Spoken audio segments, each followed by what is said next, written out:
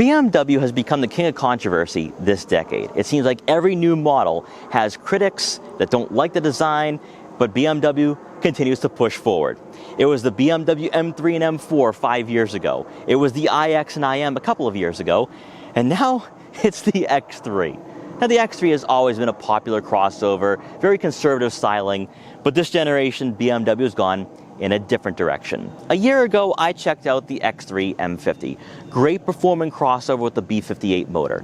But if you're looking for a vehicle coming in under $60,000, you don't necessarily care about the performance, you don't really necessarily care about styling either, but you want a vehicle that feels fun to drive, also spacious for you and your family, then maybe taking a look at the new BMW X3 30 might be a great decision. Now before we get in this video, I want to give a huge shout and thank you to BMW Sudbury in Sudbury, Massachusetts for letting me come down here to check out the BMW X3. Their link will be in the description below, so you can check out their extensive BMW inventory. So as always, let's begin with that pricing. For the 2026 BMW X3 30 we have today, you're looking at a starting cost of just under $51,000. When it pertains to pricing and packages, BMW is very straightforward. Unlike Audi and now Mercedes-Benz, you don't have trim levels per se. You are going to have a Sport and M Sport. With the M Sport, you get the Shadowline package, giving you a design very similar to the M50. You're also going to have the M suspension and M steering wheel. But I have my own reasoning as to why we're not going with the M Sport package for this X3 review that we're doing today, because I think what we have here right now is more than enough for a lot of you looking for an upscale, luxurious, and practical crossover. Now, as we transition to the exterior design for this generation, it is quite controversial, it is polarizing. And even now, because you can kind of see with the iX3, it's a bit of a different design, you do see some EV elements to the exterior, mostly for the hood. You see the lines right here, very iX-like. We first saw that on the iX. Now, as you take a look at the front fascia, though, you are going to have LED headlights, but interestingly enough, no LED fog lights. I'm a bit surprised by that for a vehicle coming in at just over $51,000. However, by going with the Sport trim, though, you are going to have some brushed aluminum accents outlining those kidney grills, which don't look that big compared to the BMW M3 and M4. You're also going to have some contrasting accents for the lower portion of the front bumper as well, with some gloss black too. So I like the youthful vibe here to this model. Now, as you make your way over to the side profile, you can kind of see something else here to the design. Very smooth body lines. From this angle, it kind of reminds me of the 2 Series Coupe, but let me know what you think in the comment section below. Now, for our model, we have 19-inch alloy wheels, but the best part here is that you don't have run-flat tires. So even though in the past you would say, oh, 19-inch wheels, that's going to create a lot more road noise. But now you have a tire setup where it's going to be comfortable, it's going to be quiet, and more importantly, smooth. So I don't think tire size is going to be too much of an issue here if you are looking for a comfortable daily driver. Now, also, you are going to have body color matched side mirror caps with turn signal indicators to go along with blind spot detection for added safety. Also, one thing I do like here too, and there's some continuity here with the design. So you have brushed aluminum accents for the lower portion of the window, and then some gloss black trim too. Really, really nice. Then as you make your way around to the back, it continues on with the gloss black rear spoiler here, again giving you a two-tone look for the rear fascia. Now you're also going to have LED taillights in that X design. We first saw this with the X5. I really like that. That is one styling element I want to see continued for the newer BMW products. You're also going to have a very large X3 badge here with a 30 emblem as well. Then for the lower portion of the rear bumper, very interesting styling take here, and I'm going to point out why. So you are going to have some cladding here, typical for a crossover, also some contrasting elements. But there's no visible exhaust outlets, giving you more of a hybrid look, and they didn't go the Audi Q5 direction, which maybe some of you do prefer. Now, I also personally think that this generation is going to age a little bit better than a lot of people think right now. Because take a look at what Audi did with the Q5, what Mercedes-Benz is about to do with the GLC. I think this X3 is actually going to do quite well in the future, but let me know what you think in the comment section below. While we're taking a look at the rear fascia, might as well check out the cargo area for the 2026 X3. So as expected, you are going to receive a power liftgate, and inside, behind the second row seats, you're looking at right on 31.5 cubic feet of room. This is an overlooked aspect for the X3. Aside from those of you who do have a family and you're focusing on practicality, you're actually going to have a much more spacious crossover than a lot of the rivals in this market. That includes the Audi Q5, Mercedes-Benz GLC, Alfa Romeo Stelvio, the Lexus NX, maybe on the higher end, even with the Porsche Macan. So if you're someone who's constantly on the go, maybe you're going on some road trips with some friends or some family, you can have all your luggage back here, and you won't feel as though that you should have gone with the X5 instead. Also back here, you will have some cubbies for some smaller items and some netting as well, more importantly, maybe for some water bottles, car detail equipment, or maybe even a first aid kit. Also, you will have a spare tire beneath the floor mat, so if you do encounter a flat on those road trips or travels, you can fix that and be back on the road. Also, you will have a cargo cover, which will keep all your valuable items out of sight. So if you are like me and you have camera gear or anything else of value, you can leave them back here and have that peace of mind knowing that no one will be able to peek in and steal what you have. Now, when the second row seats are folded, you're looking at right around 67 cubic feet of room. Again, close to being class leading in this market. So if the X3's performance is not going to draw you in, if the BMW's design isn't going to draw you in, it might be the practicality that will win out at the end of the day. Powering the BMW X3 we have today is going to be a 2-liter turbocharged 4-cylinder engine, producing 255 horsepower and 295 pound-feet of torque. It is paired with the ZF 8-speed automatic transmission, and for this generation you are going to have a mild hybrid system, which will help out in efficiency and smoothness during those accelerations. But it does go a lot more further than that, than what you see on paper, because for this generation, and I kind of glossed over this during the pricing, all X3s have BMW's xDrive all-wheel drive system. So no rear-wheel drive or front-wheel drive option out of this vehicle. And with that, you are going to have a ground clearance of just over 8 inches. So a lot of versatility and capability out of this vehicle. So if you are going off-road or taking on some snow-covered roadways, you're going to be able to take on those elements with confidence. Now also, when it comes to this engine and when it comes to this vehicle in general, it's actually rather efficient for a crossover that isn't necessarily electrified.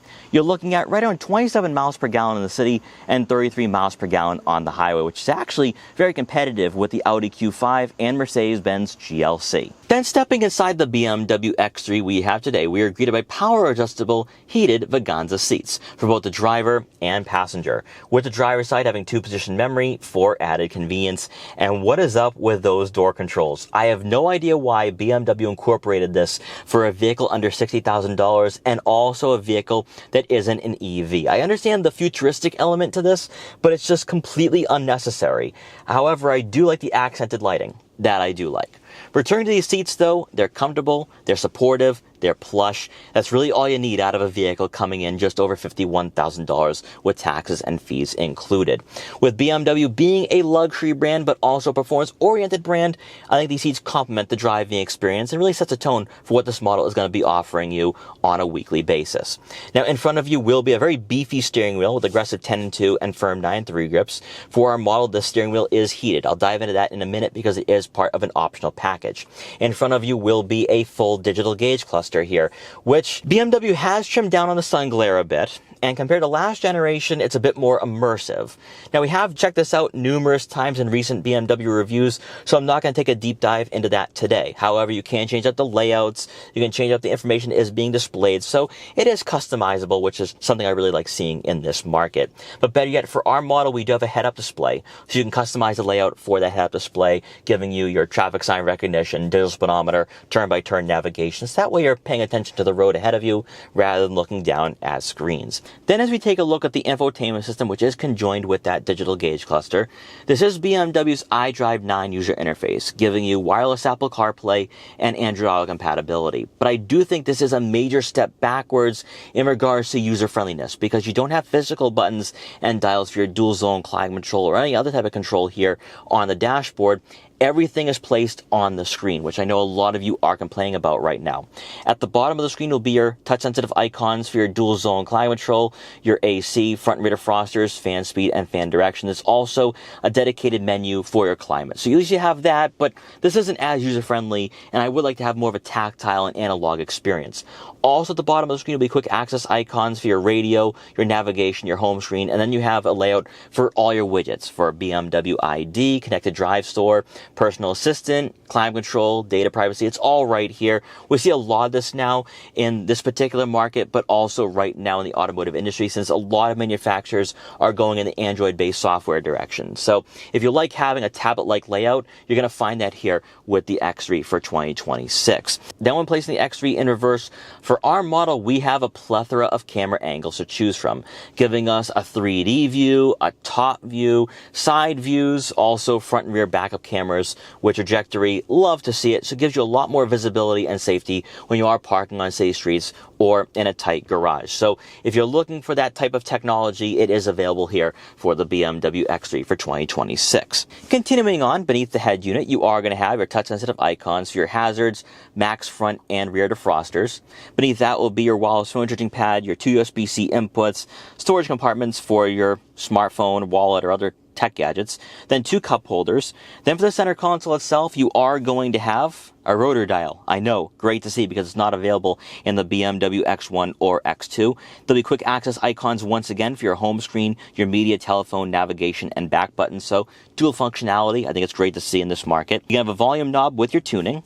And then probably more importantly for those of you who like driving, you have a drive mode selector. So from here you have personal, sport, and efficient. And then for the interior itself, there's other modes for expressive, relax, digital art, and silent. Then next to that will be your gear selector here, which is taken right out of the EV products for BMW. You have your push button start, then your park button, and then of course your auto vehicle hold. Then for the standard storage compartment, it is somewhat deep for some smaller items, but I don't think you'll be squeezing in some water bottles, so keep that in mind.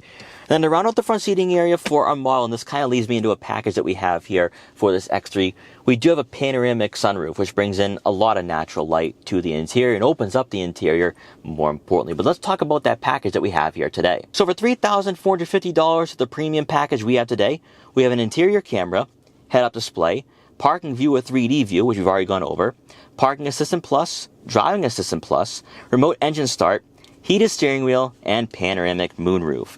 I think for $3,450, if you don't go with the M Sport package, this is the way to go. It's a better bang for your buck. Yes, with the M Sport package, you get the M suspension and M steering wheel, also a lower profile appearance. But if you don't need that and all you're looking for is technology and creature comforts, going with the premium package at $3,450, I think is a better deal. Briefly taking a look at the second row, there should be enough room to accommodate a third person in the center. Legroom comes in right around 36 inches, which isn't the best in this market, but not the worst. It falls right in line with most of its close rivals. Better yet, even with the lower roof line in the panoramic moonroof, you should have enough room where tall passengers are not hitting their head on the headliner. When it comes to amenities, you are going to have 2 center-mounted air vents, and then also 2 USB-C inputs. We all have our thoughts and opinions on this generation BMW X3. Mostly for the exterior styling because it is rather controversial. For me, I have my own points of criticism for the interior, with the lack of physical buttons and these door controls. But what can't be disputed is the fact that the BMW X3 is the best performing crossover in its class, and it might not even be close, and it's also the most well-rounded crossover in its market, under $60,000. You don't need the M Sport package to receive a vehicle that is exhilarating and fun. You don't need the M Sport package for a great handling, competent, and compliant crossover. And when you consider all this at around $51,000, no other crossover is going to give you a package quite like this. Now, some of you are going to be quick to point out the Alfa Romeo Stelvio. Great crossover, by the way. However, it's a bit smaller than the X3, not as practical, and it might not be as refined as this generation X3. Now, in the past, I would have said that the Audi Q5 for the B9.5 generation could give the X3 a run for its money, especially for a vehicle coming in at around $50,000, $55,000. The B10 is a massive step backwards with that PPC platform. I don't like it compared to the MLB Evo platform. Thankfully, with the BMW X3, it's still built on the cluster architecture platform, giving you a lot of rigidity, refinement, and quality. Better yet, you are going to have a 2-liter turbocharged 4-cylinder engine, producing 255 horsepower, 295 pound-feet of torque, paired with an 8-speed automatic transmission and a 48-volt mild hybrid system. This crossover is smooth. It's quiet. The 8-speed, the gear shifts are smooth and linear, And it just gives you an overall refined driving experience that a lot of rivals have difficulty replicating. Now, the Mercedes-Benz GLC, when it comes to luxury, great crossover. I think the interior quality can match the X3, but performance-wise, you're forced to go in the AMG line direction. Whereas with the X3, it still feels pretty nice on the roadways, and it still has a youthful experience and an agile experience when you are in the corners and on a winding back road. What I will say though is that the M Sport package is totally worth the price of admission, coming in at just under $3,000. The M suspension is going to make a world of a difference in corners such as this. Also, you're going to have a more decently weighted steering as well. However, even for the model we have today, not a lot of body roll in that corner. Also, in sport mode, very peppy. I'm going to do a quick acceleration here and see what the X3 can offer us.